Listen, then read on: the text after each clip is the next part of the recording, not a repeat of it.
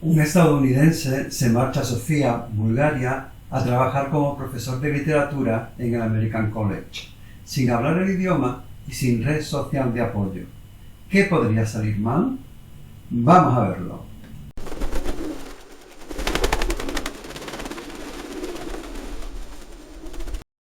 El Palomo Cojo, tu canal de literatura gay. A veces el deseo nos lleva a lugares donde no deberíamos estar, lugares subterráneos, literales o metafóricos, donde cambiamos dinero por un trozo de intimidad que en el fondo sabemos que nunca será nuestra. No hablo del dramón de la silla del armario, ni del lloriqueo por el amor no correspondido. Hablo de la trampa de la transacción, de esa necesidad desesperada de conectar con alguien que ni siquiera habla tu idioma, pero cuyo cuerpo te pertenece por un tiempo determinado. Muy buenas a todos, bienvenidos al Palomo Cojo, vuestro canal sobre literatura gay. Aquí vamos a nuestros asuntos, huyendo de los clichés. Hoy vengo con una novela que huele a alcohol barato, a desinfectante y a humedad. Lo que te pertenece, de Garth Greenwald, traducción de Javier Calvo. Un libro que no juzga la prostitución ni el pago por sexo, sino que disecciona la soledad infinita de quien busca amor en un lavabo público. Yo no soy filólogo, soy un lector que te cuenta de qué va un libro y te dice si merece la pena. Y este libro, creedme, es un agujero negro emocional del que cuesta salir, pero del que no se arrepiente de caer. Los personajes, el profesor y el malote. En esta novela hay dos personajes que realmente importan, y el choque entre ellos es el motor de todo. Por un lado, tenemos el narrador, cuyo nombre no se menciona. Es un profesor estadounidense que enseña literatura en el American College de Sofía, Bulgaria. Es un hombre cultivado que lee a Kavafis, pero está profundamente solo y marcado por una inseguridad constante. Siente que el paso del tiempo le está haciendo pasar de ser un objeto de deseo joven a una categoría inferior. Su gran conflicto es su necesidad patológica de confesión y de intimidad, pero choca con su propia incapacidad para esconder nada y con un orgullo que se debilita a medida que envejece. Es cínico, consciente de cada detalle de su entorno, y frecuentar lugares de cruising no le causa ni remordimiento ni vergüenza. Frente a él, Mitko, un chaval búlgaro de 23 años, alto, flaco, pero ancho de espalda, con el pelo rapado al estilo militar y un aire vagamente criminal.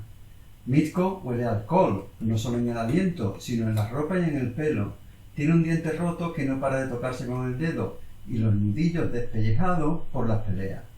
Viene de Varna, donde tuvo una vida próspera que se derrumbó, y ahora malvive en Sofía, durmiendo en la calle o en algún desván prestado sin calefacción. De Mitko fascina su mezcla de hipermasculinidad y candor infantil. No oculta su miseria, pero la envuelve en un código de honor extraño, basado en los regalos y la supervivencia. La trama, la transacción, el viaje y la ausencia. Cada vez que oía sonar el timbre del portal de la calle, que nadie más usaba nunca, me debatía por un lado entre el deseo de disfrutar de las rutinas de mi soledad, mi escritura y mis libros, y por otro la emoción por la presencia de Mitko y el modo en que ésta interrumpía mis rutinas. La novela empieza en los lavabos subterráneos del Palacio Nacional de Cultura de Sofía. El narrador conoce allí a Mitko. No hay seducción romántica. Mitko le ofrece sexo por dinero y el narrador acepta. En el cubículo, Mitko finge un orgasmo a los pocos minutos y se va, dejando al narrador de rodillas, sintiéndose estafado, pero, paradójicamente, más fascinado que nunca. El narrador no puede dejarlo ir. Tras varios encuentros en los lavabos, lo invita a su apartamento. Allí, Mitko no quiere solo sexo rápido, bebe ginebra cara, limpia meticulosamente el ordenador del narrador y le enseña fotos de su pasado en Varna, un chico próspero, sin el diente roto, con su primer amor. Mitko busca una conexión emocional con el narrador. Tras el sexo, Mitko se pone a chatear por Skype con otros hombres mayores, organizando citas y discutiendo precios.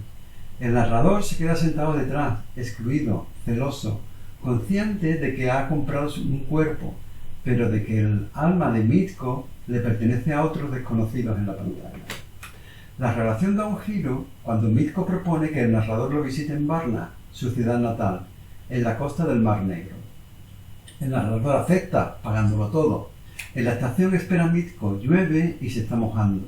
Mitko se muestra casi tierno y el narrador se deja llevar por la ilusión de que son una pareja de verdad de viaje de placer.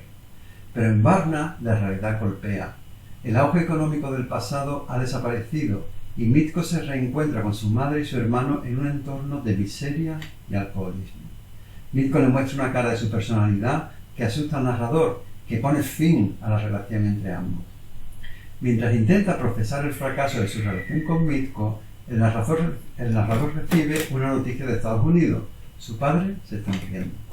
Recordar a su padre significa recordar su propia juventud, el descubrimiento de su homosexualidad en un entorno represivo y la huida hacia Europa para escapar de esa figura aplastante. Poco después de la muerte del padre, la madre del narrador decide viajar a Sofía para visitarlo. Su llegada es un choque de mundo. La visita de la madre pone de relieve la soledad absoluta del narrador, que es un extranjero en Bulgaria, pero también un extraño para su propia sangre.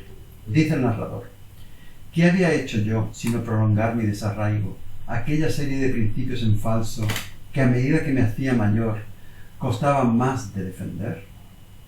Mitko reaparece en la vida del narrador, demacrado y sucio, cuando el narrador ya tiene otra relación.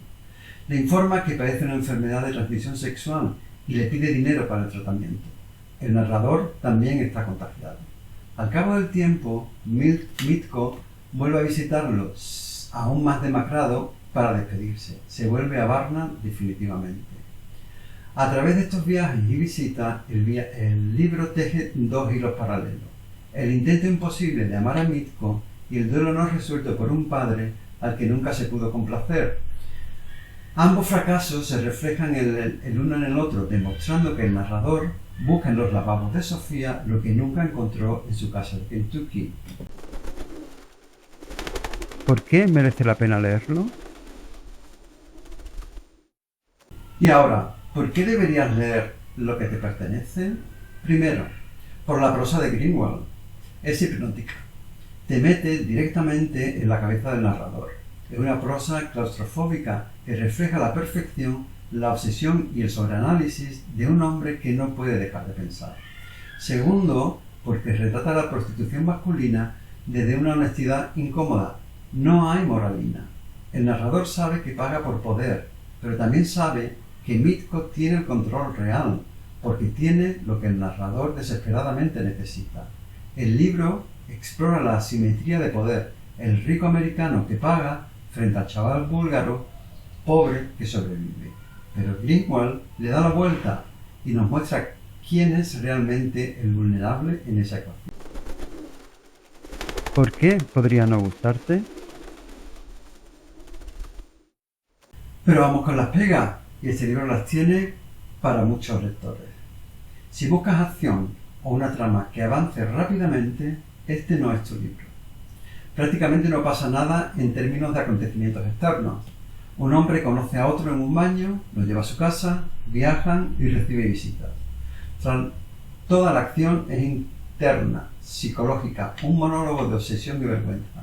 Puede resultar estático y pesado para quienes busquen dinamismo. Además, el tono es asfixiante.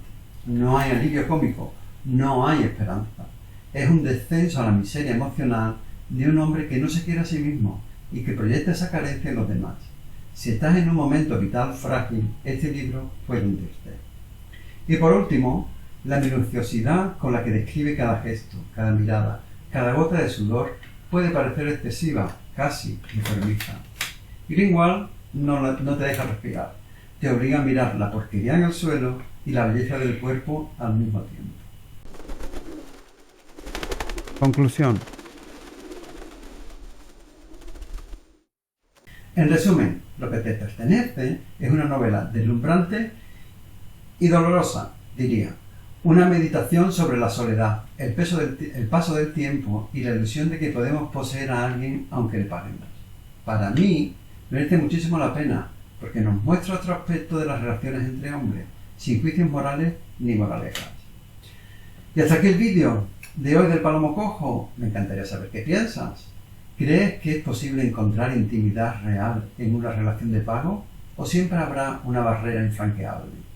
Deja un comentario aquí abajo que los leeré todos.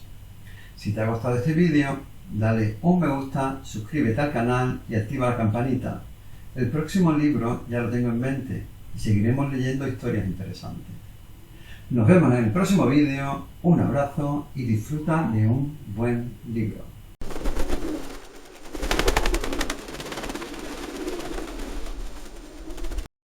El Palomo Cojo, tu canal de literatura gay.